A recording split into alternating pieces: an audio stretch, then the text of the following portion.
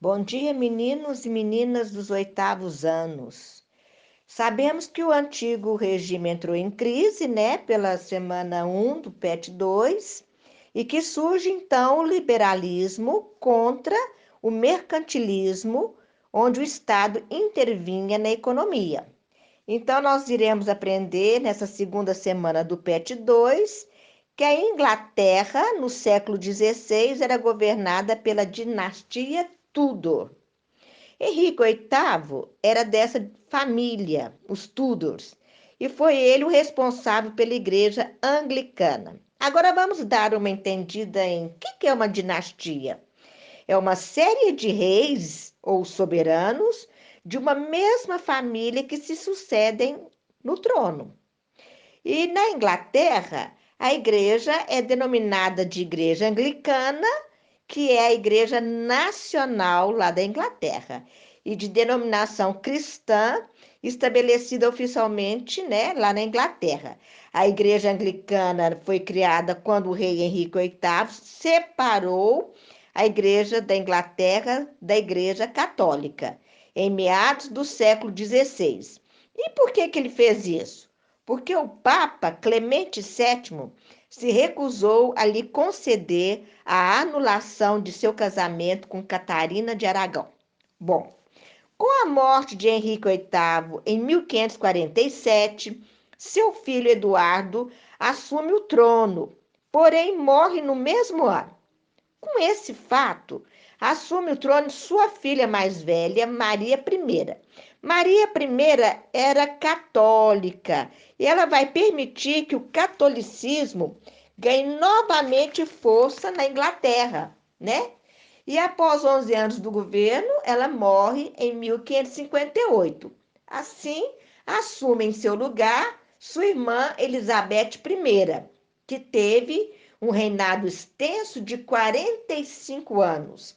Todavia, ela não deixou herdeiros e o fim da dinastia Tudor deu lugar a uma nova fase da história da Inglaterra, a dinastia Stuart.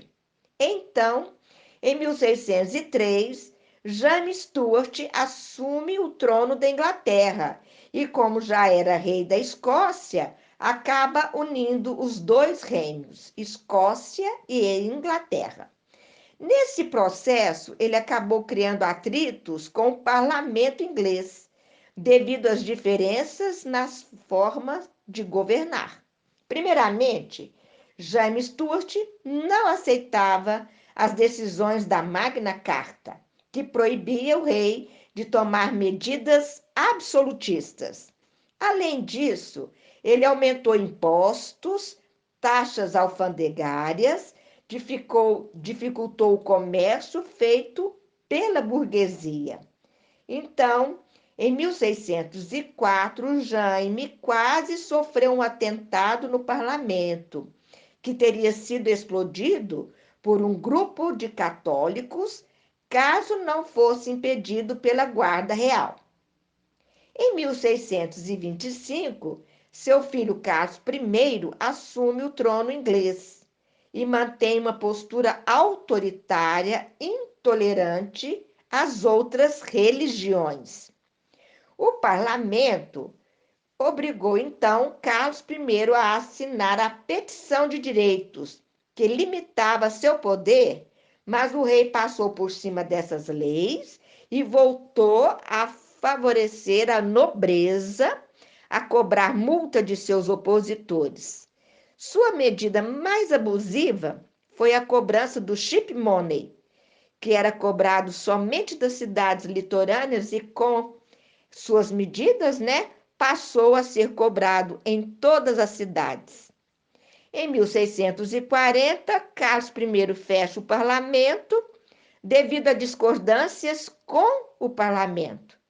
Devido aos conflitos entre o parlamento e o rei Carlos I, inicia-se um conflito conhecido como Revolução Puritana. Do lado do rei estavam os cavaleiros, membros da nobreza anglicana e católica. Do lado do parlamento estavam os cabeças redondas. Mas cabeças redondas, por quê? Porque eles tinham os cabelos curtos, ao contrário dos cavaleiros nobres que usavam cabelos longos. Nas primeiras batalhas, os cavaleiros reais ganharam, mas os parlamentares usaram as estratégias de nomear os postos do seu exército com base no mérito, ao invés de ser por título, o que ficou conhecido como New Model Army, ou seja, exército de novo tipo, e assim conseguiram vencer as batalhas posteriores. Em 1649, Carlos I foi condenado e executado no mesmo ano. E aí, Oliver Cromwell, como era líder dos puritanos no parlamento, se torna Lorde Protetor da Inglaterra. E o país, com esse fato, torna-se uma república. O governo de Cromwell foi também bastante autoritário. Dispensou o parlamento, confiscou terras da igreja anglicana, conquistou a Escócia e a Irlanda e também promulgou os atos de navegação. O que foi isso? Em 1651, a assinatura dos atos de navegação contribuiu decisivamente para o crescimento econômico da Inglaterra, impulsionando com isso o mercantilismo inglês, favorecendo a indústria naval inglesa e os mercadores. Esse ato de navegação estipulava que os produtos ingleses só seriam transportados por navios ingleses. Isso, minha gente, dispensava navios de outros países e fomentava a indústria naval da Inglaterra. Cromwell morre em 1658 e seu filho Richard Cromwell assume o trono, mas sem a habilidade do seu pai, acaba então abdicando o trono, dando lugar novamente à monarquia lá na Inglaterra. Em 1660, Carlos II, filho de Carlos I, assume então o trono inglês, no período chamado de restauração, quer dizer, a monarquia foi novamente implantada na Inglaterra. Então, esse nome é restauração, esse período. Carlos II, então, promete respeitar as leis da petição de direitos e da Magna Carta. Com medo da aproximação de Carlos II ao rei absolutista francês Luís XIV, o parlamento inglês aprova o Bill of Test, que proibia católicos de assumirem cargos públicos e cria também uma lei usada até hoje, o habeas corpus. O que é isso? É uma lei que proíbe o abuso de poder e garante liberdades individuais. Com a morte de Carlos II, então seu irmão, Jaime II, assume o governo e ele desrespeita a Bill of Test, aumentando a tensão entre o parlamento e o rei. Maria Stuart, filha então de Carlos II, faz um acordo com o parlamento, que quando seu pai morresse, o trono ficaria com seu marido, Guilherme de Orange, e não com o seu irmão, Jaime Eduardo. Como essa mudança não gerou conflitos armados, ficou conhecida como Revolução Gloriosa. Bom, com Guilherme de Orange no poder, o que vai acontecer, minha gente? O parlamento vai aprovar em 1689 o Bill of Rights, Declaração de Direitos, que aumentava o poder do parlamento, garantia as liberdades individuais, confirmava o anglicanismo como religião oficial e alternava o primeiro-ministro entre a burguesia e a nobreza.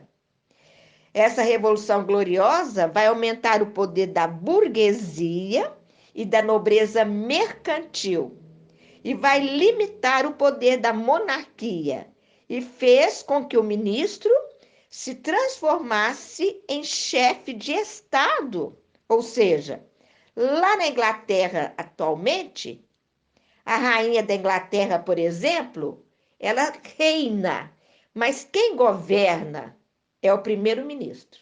Entenderam? Bom, minha gente, esse foi o tema dessa segunda semana do PET 2. Espero que todos vocês tenham entendido para fazerem corretamente as atividades da segunda semana do PET 2. Bons estudos!